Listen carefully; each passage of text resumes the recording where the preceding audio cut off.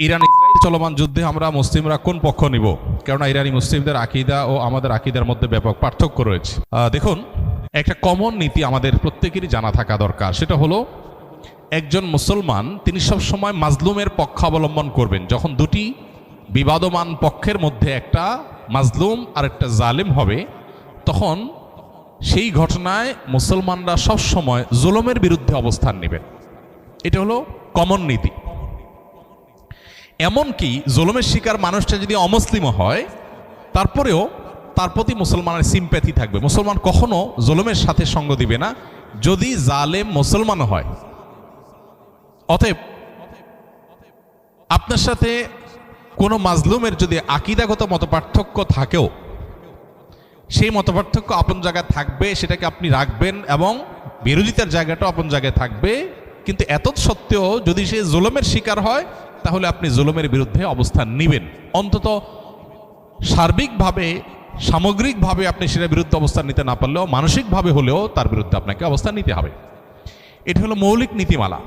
মুসলমান কখনো জালেমের পক্ষে যেতে পারে না, মাজলুমের পক্ষ মুসলমান সবসময় নিবে। এক্ষেত্রে সূরা রোমের যে ঘটনা, সেটা আমাদের জন্য একটা বিশেষ নির্দেশনা হতে পারে।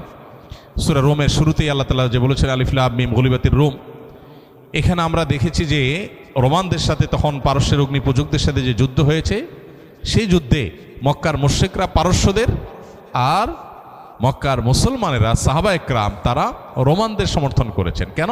কারণ রোমানদের সাথে আকীদাগত মতপার্থক্য থাকা সত্ত্বেও তারা আসমানি ধর্মে বিশ্বাসী, মুসলমানরা আসমানি ধর্মে বিশ্বাসী। এই জায়গাতে মিল আছে, এই যে ঐক্যের একটা যোগসূত্র আছে, সেটার ভিত্তিতে তাদের প্রতি সমর্থন ছিল। আর পারস্যের তারা মুশরিক ছিল, ঐক্যের যোগসূত্র ছিল না সে অর্থে, এই জন্য তাদের বিরুদ্ধে ছিল। অতএব আজও আমরা ওই মূলনীতি মাথায় রেখে অনেক আহলে কেবলা, অনেক আপনার মুসলিম আছেন যারা হয়তো বিভ্রান্ত, যারা হয়তো বিদআতে লিপ্ত, কেউ কেউ হয়তো শিরকে বা ইসলামের গণ্ডি থেকেও খারেজ, বাট বাহ্যিক দৃষ্টিকোণ থেকে আদম সময়তে মুসলমান মানুষ মনে করে পরিস্থিতি বিবেচনা, বিশেষ করে তারা যখন জুলুমের শিকার হবে, তখন জালিমের পতন চাওয়া বা তাদের চাইতে আরও বেশি জুলুম যারা করছে তাদের পতন চাওয়া বা তাদের ব্যাপারে আপনার যথাযথ অবস্থান গ্রহণ করা, এটা মুসলমানের, একজন দায়িত্বশীল মুসলমানের কর্তব্য।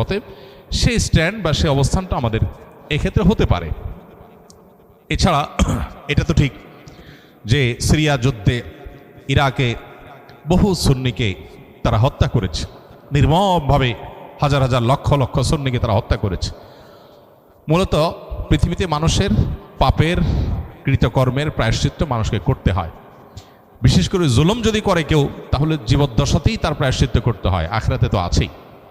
তো এই জন্য জুলুম থেকে আমরা সবসময় নিজেদেরকে বাঁচিয়ে রাখবো, কোনো যুক্তিতেই আমরা জুলুম করব না। এমনকি যুদ্ধক্ষেত্রেও নবী সাল্লাল্লাহু আলাইহি ওয়াসাল্লাম আমাদেরকে জুলুম করার পারমিশন দেন নাই, অমুসলিমের সাথে আল্লাহ তাআলা জুলুম করার পারমিশন আমাদেরকে দেন নাই। অতএব যেই জুলুম আল্লাহ নিজের জন্য হারাম করেছেন, হাদিসে কুদসিতে আল্লাহ বলেছেন, ইন্নী হারামতু যুলমা আলা নাফসি, আমার বান্দারা তোমরা জেনে রাখো আমি নিজের প্রতি নিজে জুলুমকে হারাম করে রেখেছি, ফালা তাযালামু, অতএব তোমরা একে অন্যের প্রতি জুলুম করিও না। এটা আল্লাহর কথা, হাদিসে কুদসি তিনি বলেছেন। সো জুলুম থেকে আমরা হাজার মাইল দূরে থাকবো, আমার দ্বারা যেন কারোর প্রতি অবিচার না হয়। কারণ জুলুমের পক্ষে যারা থাকবে তাদের পতন অনিবার্য, আজ হোক আর দুদিন পরে হোক। আমি আব্দুল্লাহ, একজন ক্যান্সার রোগী। আমাদের ফ্যামিলিতে আমার বাবা চাচারা অল্প বয়সে মারা যান। তাই আমার ছোট ভাইয়ের বউ বিষয়টি নিয়ে একজন আলেমের সাথে কথা বললে তিনি আমার নাম আর আমার পিতামাতার নাম জেনে জানতে পারেন আমাদের পরিবারে পুরুষদের উপরে অনেক আগ থেকেই কালো জাদু করা হয়েছে, এবং তিনি তখন জিজ্ঞাসা করেন আমাদের মধ্যে বর্তমানে কোনো ক্যান্সার রোগী আছে কিনা। যেহেতু অনেক আগেই কালো জাদু করা হয়েছে, তাই সেটি দূর করা নাকি অনেক কষ্টকর হবে। কোরআন ও হাদিসের আলোকে আমি এর সমাধান চাচ্ছি, আর যাতে আমাদের পরিবারে কেউ ক্ষতিগ্রস্ত না হয় তার জন্য কি করণীয় দয়া করে জানাবেন। দেখুন, ব্ল্যাক ম্যাজিকের সাথে ক্যান্সারের একটা যোগসূত্রের কথা অনেক অভিজ্ঞ এবং নির্ভরযোগ্য রাকিদের কাছ থেকে আমি শুনেছি। তারা তাদের অভিজ্ঞতার কথা বলেছে যে ক্যান্সারের মতো দুরারোগ্য ব্যাধি, এর সাথে ব্ল্যাক ম্যাজিকের কানেকশন অনেক বেশি।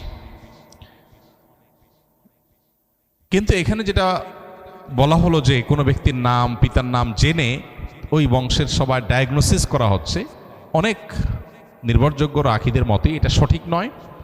এবং এই পদ্ধতিটা মূলত রুকিয়ায়ে শরঈয়া বা শরিয়া সম্মত যে রুকিয়া তার মধ্যে এই পদ্ধতিটা পড়ে না।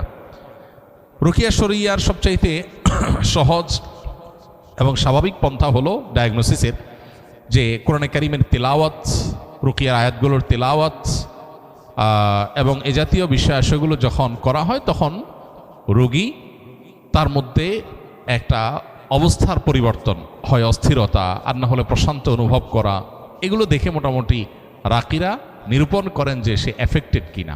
আরও নানাবিধ উপায় আছে, এটা তার মধ্যে একটা। তো এই যে নাম বাপের নাম জেনে পুরা গোষ্ঠীর ডায়াগনোসিস করা, দূর থেকে শুধুমাত্র এই নাম দিয়ে ডায়াগনোসিস করা, এটাকে রুকিয়া শরঈয়ার সাথে জড়িত রাকিরা সঠিক বলেন না। এটা হলো একটা কথা। দ্বিতীয় কথা হলো যে আমরা আত্মরক্ষা কিভাবে করতে পারবো। আসুন্নাহ ফাউন্ডেশন থেকে ইনশাআল্লাহ আগামী সপ্তাহের মধ্যে আশা করছি আমরা একটা লিফলেট আমরা প্রকাশ করব, যেটা আসুন্নাহ ফাউন্ডেশন অফিস থেকে সংগ্রহ করা যাবে বা অনলাইন থেকে আমাদের ওয়েবসাইটগুলো থেকে ডাউনলোড করে নামিয়ে নেওয়া যাবে। কেউ চাইলে ফ্রি সংগ্রহ করে বিতরণও করতে পারবে ইনশাআল্লাহ। সেখানে আমরা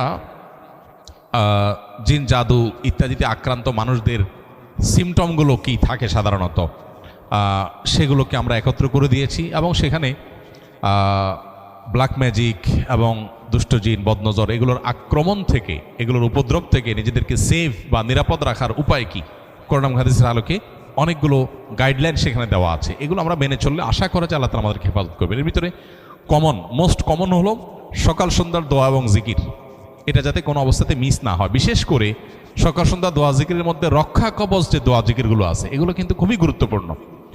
তিনকুল, বিসমিল্লাহিল্লাযী লা ইয়াদুররু মা ইসমিহি, তারপরে আপনার হাসবিয়াল্লাহু লা ইলাহা ইল্লাহু, আয়াতুল কুরসি, এই রক্ষা কবচ আমলগুলো বিশেষভাবে পালনীয় সকাল সন্ধ্যায়। এটা যদি নিয়মিত কেউ করে আল্লাহ তাআলা তাকে হেফাজত রাখবেন। সুন্নাহসম্মত রোজাগুলোর সম্বিশুদ্ধবার, বিশেষ করে চাঁদের 13, 14, 15 ব্ল্যাক ম্যাজিক থেকে বাঁচার জন্য এই 3 দিনের রোজা খুবই গুরুত্বপূর্ণ।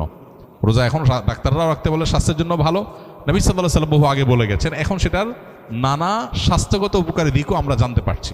অতএব আইয়াম বীজের রোজাগুলো রাখলেও সেহের ইত্যাদি থেকে, ব্ল্যাক ম্যাজিক ইত্যাদি থেকে আল্লাহ তাআলা হেফাজত রাখবেন। তৃতীয়ত, বাসা বাড়িতে কোরআনে কারিমের তেলাওয়াত, এটার পরিমাণ আমাদের বাড়ানো দরকার। আমরা অনেকেই আছি বাসা বাড়িতে কোরআন তেলাওয়াত করি না, মোবাইলে ইউটিউবে সারাদিন আমরা এই ভিডিও সে ভিডিও দেখি, সেগুলোতে ব্যাকগ্রাউন্ডে মিউজিক বাজে, আমাদের খবরও নাই। যে বাসায় মিউজিক বাজবে সে বাসায় শয়তান আসবে, মানুষ এফেক্টেড হবে, নানাভাবে আক্রান্ত হবে, এটা খুব স্বাভাবিক। এই জন্য ওই পথগুলো বন্ধ করতে হবে। আর এই দিকে এসে কোরআনে কারিমের তেলাওয়াত বাড়াতে হবে। শুধু তেলাওয়াত না, সরবে তেলাওয়াত, উচ্চস্বরে তেলাওয়াত। উচ্চস্বরে বলতে চিৎকার চেঁচামেচি আমি বলছি না, যতটুকু শব্দ দিয়ে স্বাভাবিকভাবে তেলাওয়াত করা যায় বাসার বাড়িতে ততটুকু তেলাওয়াত, ততটুকু সরবে তেলাওয়াত। এটা আজকাল উঠে গেছে। যারা নিয়মিত তেলাওয়াত করেন তারাও আস্তে আস্তে তেলাওয়াত করেন, আর অনেকে বাসা বাড়িতে তেলাওয়াতই করেন না। তো এই কাজগুলো আমাদের নিয়মিত করা দরকার। এর বাইরে আরও বেশ অনেকগুলো গাইডলাইন দেওয়া আছে আমাদের ওই লিফলেটে। ইনশাআল্লাহ লিফলেটটা আপনার আগামী সপ্তাহ থেকে আশা করি পেয়ে যাবেন। আল্লাহ তাআলা আমাদের সবাইকে এ জাতীয় সব অসুবিধা থেকে, দুরারোগ্য ব্যাধি থেকে, মুসিবত থেকে হেফাজত রাখুন।